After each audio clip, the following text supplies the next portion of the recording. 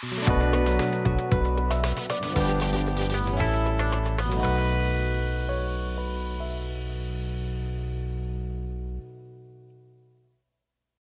good morning, good evening, good afternoon. Welcome to another episode of Projon, where we deep dive into the world of project management with story. I am Ramesh Patnaik, your host for this episode, and we're going to have some serious discussion with my co-host, and we'll try to bring in this as an episode every week with some interesting discussion and topic from project management world. So let me welcome Rekha. Hi, Rekha. Welcome to our Projon episode. Hi, Ramesh. It's good to be here. And I'm currently working as a portfolio manager in one of the IT companies. And guess what? For me, it's a remote everything. So, based on this, Wow. what do you think the topic is? I guess it should be something about remote. Absolutely. You said it Yuppie. right. So, it's project management in the age of remote everything. So, whether you're leading a cross border team or handling a hybrid space work, this episode is for you guys. So, let's dive in. So, Here we Ramesh, go. what do you think?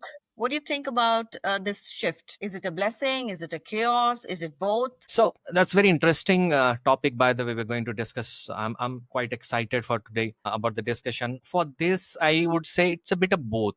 There is freedom, there is flexibility, which is amazing. But Rekha, you lose that human interaction. I mean, face to face communications, which is timeless. Where you see someone on the coffee hallway, say hi, hello, have some chit chat. You wanted to hop into another colleague's workstations and say, I had some good project discussions around. So that is missing, and trust me, if it is not handled well, it's not a blessing. Absolutely. Absolutely. I completely agree. And apart from that, there is also a fatigue of, being online continuously. Sometimes you have to have your cameras on. Sometimes people don't even put their cameras on and you have to nudge them. Come on, guys, have your cameras on.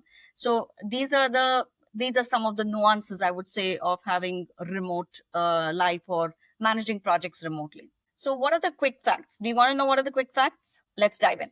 Yes.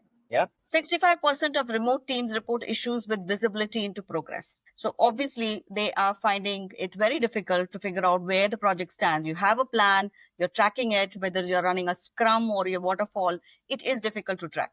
There's a 3% increase in the digital tool usage post 2020. And why 2020? Because COVID taught us that we can do remote everything, right? And then started the era of remote meetings and 34% more likely to end without a clear decision. Have you experienced that? Yes, definitely. So, It is what? listeners, have you struggled with remote alignment? Drop us a voice note or a comment below. Very well said, Rekha. I think we talked about some part of tools like Trello or Asana or MS Team, or maybe sending a Notion note. Do you think the tool alone can cut it? No ways, Ramesh. See, it's not like a gym equipment, right? And you still have to work out. They are more or less, sorry, my bad. So they are like gym equipments, but you still have to use them. You have to understand people.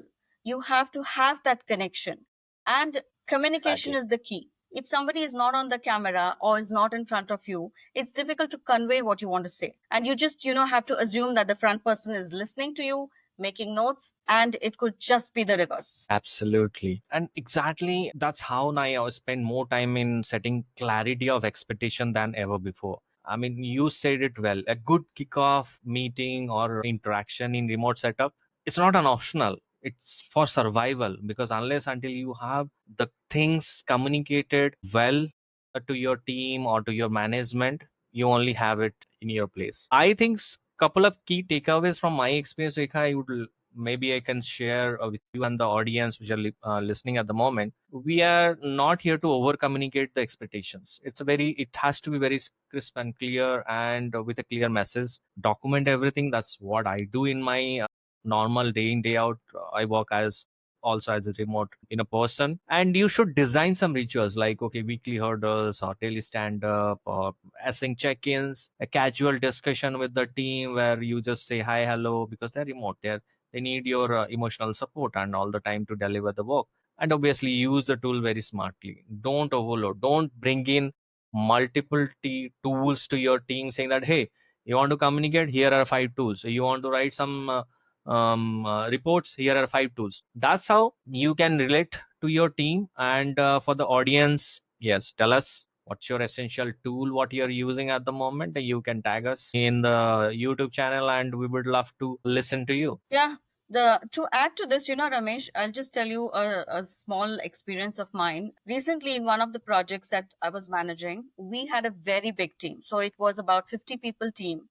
And we had so many channels. There was one channel for the development team, one channel for the QA team, one channel for UAT, one channel for everybody. So it was a massive, massive communication. And all that the project managers who were managing these projects did was communicating with these teams, trying to figure out where we are despite the morning stand up meeting, and Mhm. ensuring that progress is made. People are documenting what they need to document, and they're also developing. And obviously, it's so easy. You Interesting. just call them up on Teams, and you expect them to be on the pick up the call. Sometimes they may not be on the your own network, they would be on the client's network, and then there is a confusion. Is the person really working? Is their productivity happening? Such questions are so easily coming up. Absolutely. Yes, yes, very well said, and very relatable. I must say that example you have come up with. Related to that, I also have seen very interesting use case. Rekha, you must be hearing about GitLab. GitLab is 100% remote and 100% transparent. They have those DevOps platform. They have employees close to 2,000 from 65 plus countries. As of 2024. But GitLab's operations are entirely without physical office. You imagine that? I mean, it's project deliver asynchronous collaborations. People are working ma- with the internal knowledge base. Now, what they have been adopting is publicly publicizing all those handbooks and pages. I mean, they got close to 2,000 plus articles where you can take help. Now this is reducing their 80% of internal email communication, because people are finding it handy when they have those documents readily available, even if they work cross time zones. People are from India, US, UK, Europe, China, anytime. So that's very interesting. I think you sum it up very well. Nice use case, and we'll be looking out more into that. Sure. So let's move on to the next segment, Ramesh. Mhm. Let's talk about the PM's role. It's mutated, right? It's Right. new skills of the age that is required. So Mhm. it's not just about planning and reporting. There is more to it. So what are your thoughts on that? I mean, very rightly said. I mean, today's PM is not only a PM, but is a part of coach. He is a tech person, and obviously he is monitoring a part of emotional health. I can say that of the team. Now, according in this new era, digital era, or you say that the new practice of PM in this AI era, I have found some skills like you have to be a digital emotional intelligent, because you have to spot the burnouts, because remote people also do have burnouts. You don't think that they're sitting idle at home and they don't have any stress or work delivery in fact burnout periods, but they do have. And time zone agility, which I also discover, managing round the clock is not at all possible here. You have to be very sensitive about your team who are working across the time zone. You have to respect their a personal timeout. I have done it personally. And how do you resolve those remote conflict? I mean, I will also have this one as a episode going forward, resolving remote conflicts. People say that no, you're working remotely, you don't have any conflict along with you. No, that's absolutely wrong. So, and the final thought, obviously, having a very nice async communication designed, like how you want to run your teams without seeing each other, without having a co-located work experience.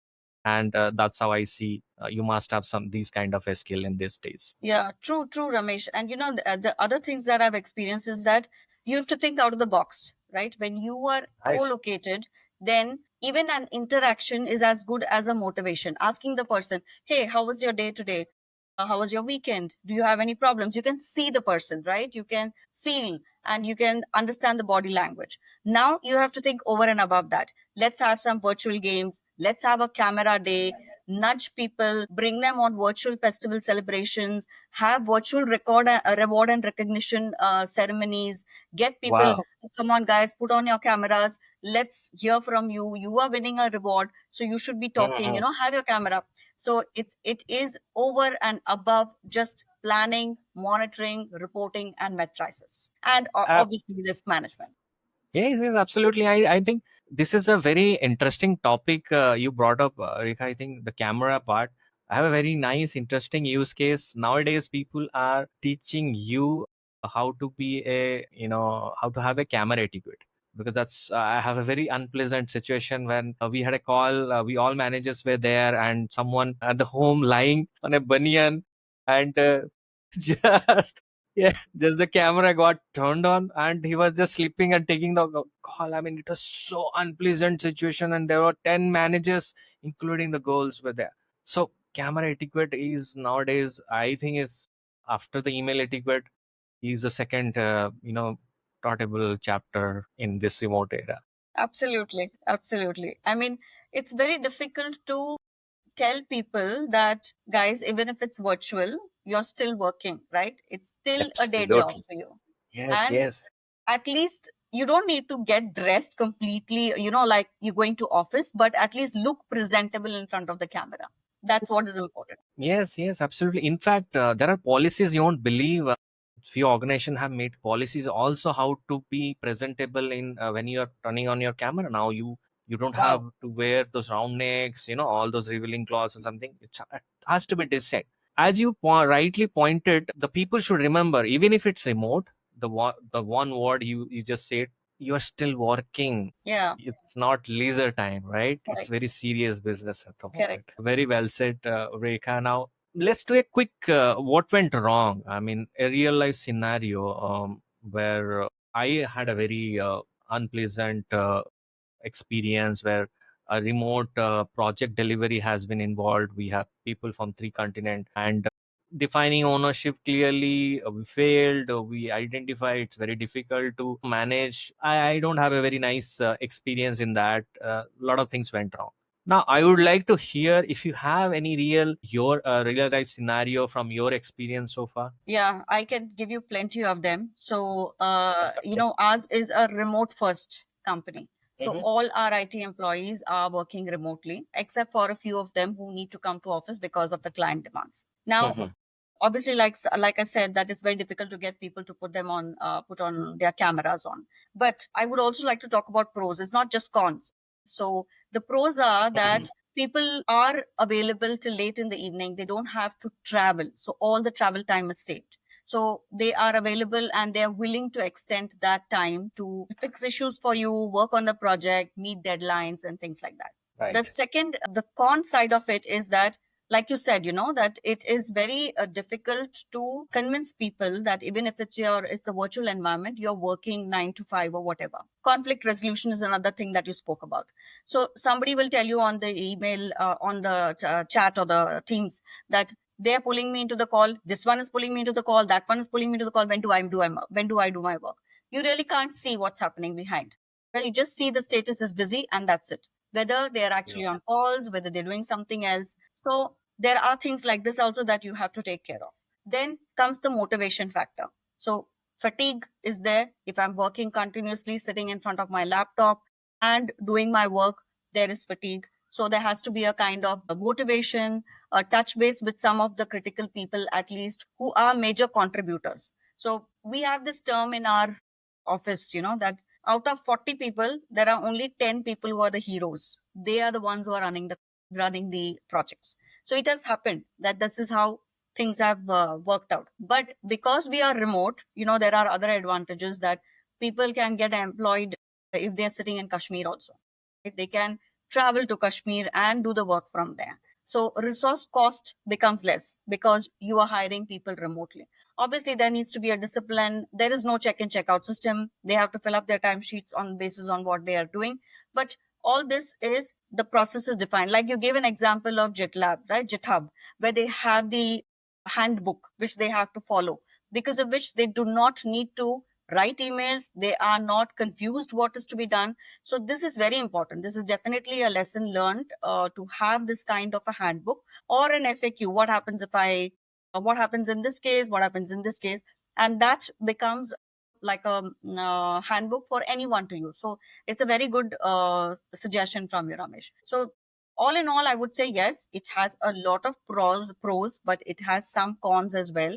And you lose the touch of meeting people, and you want to go and see or the office, sit in the office as well.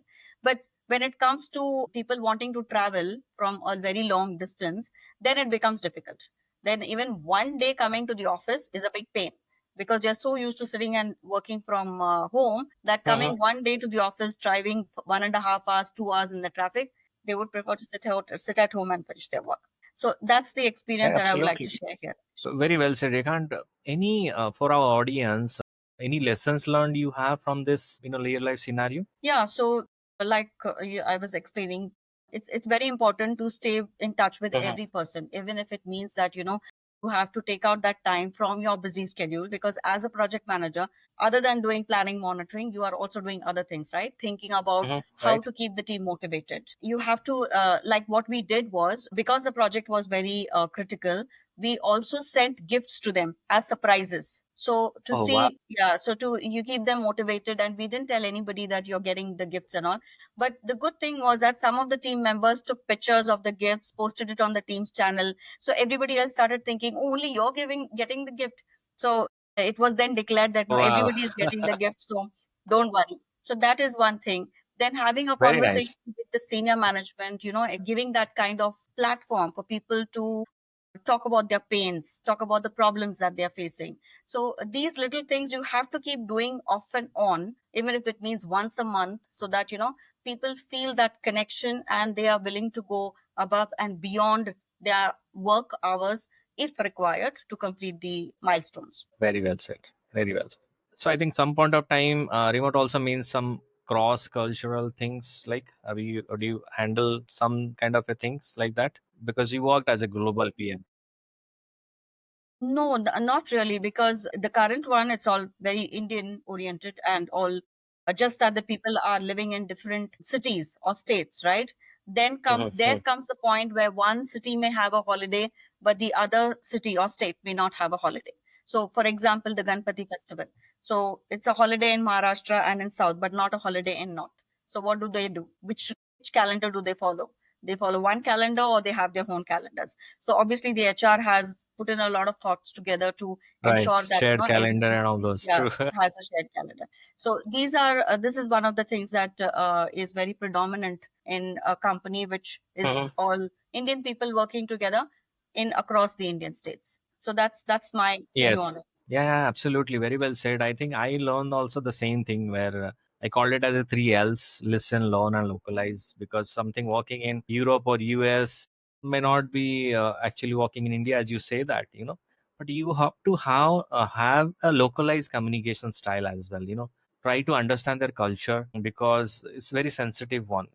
Where you are working, as you said rightly, maybe you have some use case also. We'll discuss in few minutes. I have one use case with me where we try to understand the culture, how to greet initially, the way you greet the US people, hey, hi, hello, and the same way you can't greet Japanese people. They are very particular about time, greetings, the time of start of the meeting. So I must say that avoid sarcasm. I mean, in the meetings or idioms where and obviously use some respect of off hours. If I'm calling for a meeting for any colleagues in China, it's too late for them, right? I should respect for their off hour time zone availability and shouldn't go ahead and directly set the meeting. Whenever you want, you are available, and obviously use some visual tags board to beat those language barrier because pictures say many things. Absolutely, absolutely. I'll give you an example wherein Mhm.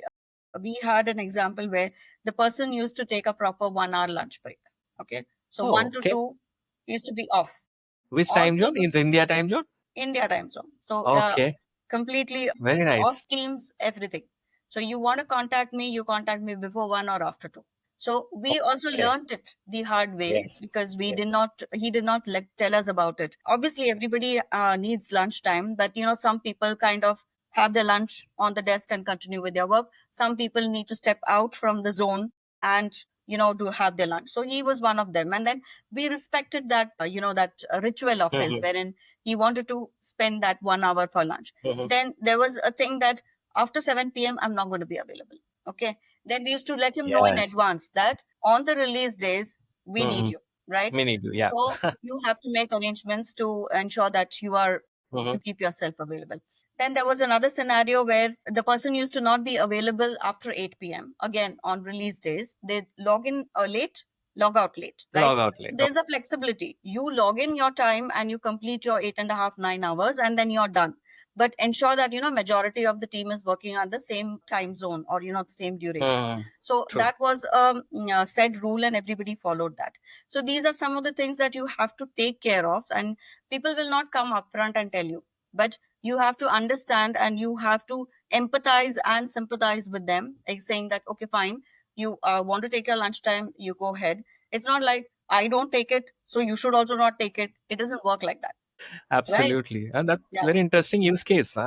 I mean, very interesting. Yes, you have to have your personal timeout. I mean, even if the same thing we do it, right, Rekha, whenever you're in office, you used to go for a lunch break, and the same thing can fall in for remote work also, right? correct, correct. But then the case is different here, right? Because when you are in the office, everybody is going Hmm. as a team for lunch. Right. Everybody is going together. But in a virtual environment, everybody may still be working. That only one person may be going out or Hmm. taking the break for lunch. And then if there is a dependency, so you have to wait for that person to come back, start, and then the dependency gets resolved. So Get these so are some of yes. the, very, very small, small things these are. True. But True. yeah, but they kind of add to the chaos sometimes. Yeah, I completely relate. I think, in fact, I can remember if one of the colleague in Europe, he used to block the calendar while he travels to office. That's a very interesting one because whenever we ask for a meeting, he said that check my calendar. Now, particular time I see his calendar always blocked. Now, I curiously asked one point of time saying that, hey, I mean, do you have a regular meeting in this time? And he said, no, no. I used to commute to office for this 30 minutes. I won't take any call. I said, wow, interesting. Yeah, yeah. I see. It's. I would say it's good to have a discipline so that Mhm. you are breaking out from your work routine, but also make it clear that in case of urgency, or if it's an emergency situation, feel free to call me, or I will be available. These are some of the these are not said rules. We take people for granted, right? Right. We think that अरे कर लेगा. Absolutely. Very well said. Okay, yeah, very well said. Okay, so Ramesh, so I would say that to summarize, that it's good to have a bit of both, because it's not always good to be virtual. And it's nice to have that human touch, connect with people, talk to people. And so, what do you think? Where does this leave us? Absolutely. I mean, for me, remote is not going away. I mean, that's for sure. I mean, the PM, so I will be the ones who design that remote experience. I mean, not just for endure it, but to make it happen in this world, because you are working in a global world and you are dealing with a global team. So my final thoughts will be celebrate small wins the way you enact, I mean, gave that example or giving some gifts away, but some small wins. Be the glue in your team, not the just a tracker. I mean, not to deliver everything. And obviously design accountability, because you are working remotely, you have some accountability to deliver this project. So that could be my final thought. And thank you so much, Eka. It was wonderful talking to you for the first episode. We'll be coming up with such more episode with interesting. We'll try to make it some weekly episode for the people and the listeners and the audience. What's your top tip managing remote teams? Write in the comments or send us some voice notes. Until next time, yeah, keep managing smart wherever you are remotely. Thank you so much, Rekha, once again for Thanks, Ramesh. participating. It is a pleasure talking to you as always, and I enjoyed my conversation with you. So, listeners, look for more episodes and do tune in. Thank you so much. Sure. Thank you, everyone. Take care. Have a nice evening or day, or wherever the time zone you are in listening to this podcast. Stay tuned. We'll be coming up with some more. So thank you so much. Bye.